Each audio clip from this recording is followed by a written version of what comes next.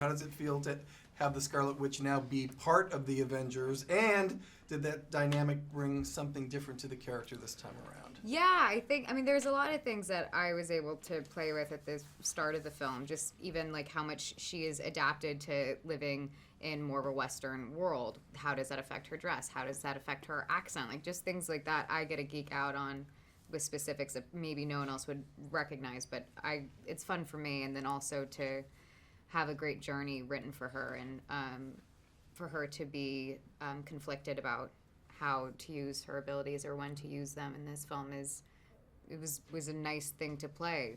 Very quickly in this film, she's in a difficult position. Yes, she is. Yeah. Yes, she is. But I wrote down kick-ass, by the way, about Thanks. you early on when I was watching. So, Jeremy, you have this relationship now between Hawkeye and Scarlet here. Mm-hmm. What was this new friendship like for you to play? Fun? That's the word I'm thinking.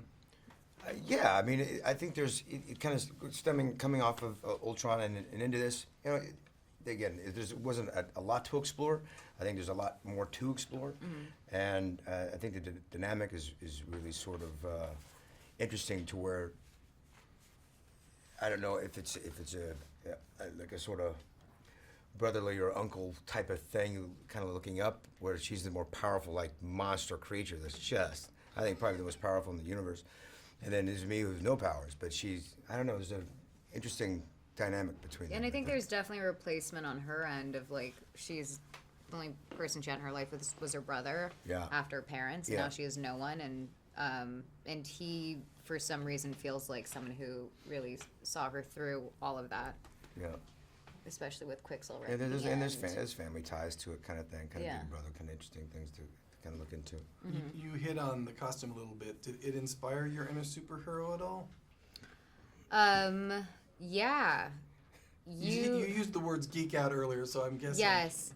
I'm getting more excited every time we get to create more of a superhero costume. It's my first time getting to be in a superhero. We did for that 1 second at the end of Ultron. That's right. But this is my first time wearing a superhero costume, and part of me was like, well, when do they go and change? Like, how fast does that work? And I just kind of had to ignore that. Yeah, it was really cool to create a new silhouette for her, and a new image. Jeremy, you can be a tough guy, and now this is more hand-to-hand combat for you this time out. Did you like that more? Yeah. I mean, that's what I like about the character. Because everything is pretty practical. You know, there's no special powers or flying or doing anything you can't just do with his hands or his feet or his arrow. So I'm always about that. But it's an attitude, too. You have to have that attitude to be confident that you will survive whatever these crazy epic battles are. Or you don't, you know what I mean? Or you don't. But but also that's why I like him, because, you know, he brings in that sort of, again, he could die at any moment, you know. Should they connect with anything that the Scarlet Witch is about? Oh, I hope so. I hope people, I mean, I think there's a lot to connect with everyone's character. It doesn't matter what side you're on.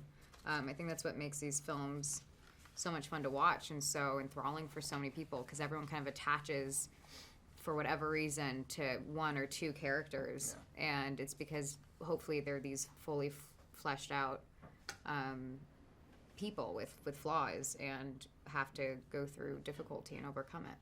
What was it like when you stepped onto that tarmac to film that big epic battle, besides hot? It was really interesting. Sweaty?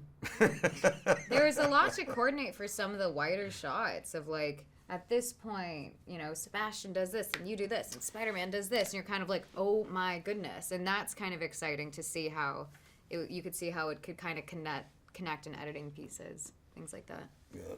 I mean, the coolest part was, like, you know, we're kind of lined up in a thing, because the rest of it's, like, so disjointed, so many pieces that, you know, a lot of CGI happening there. But it was nice to stand as a team. That was fun. That was cool, yeah. Yeah. Yeah, I agree.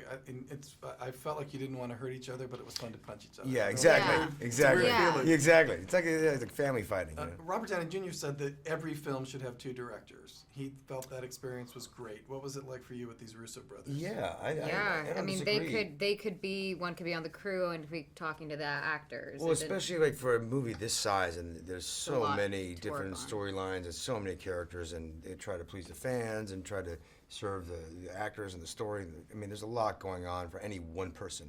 How Joss was doing it, I have no idea. He's probably retired now because of it. But, I think so. you know, but the Brewster brothers together work together very well. Yeah. And it's a real joy to work with those guys.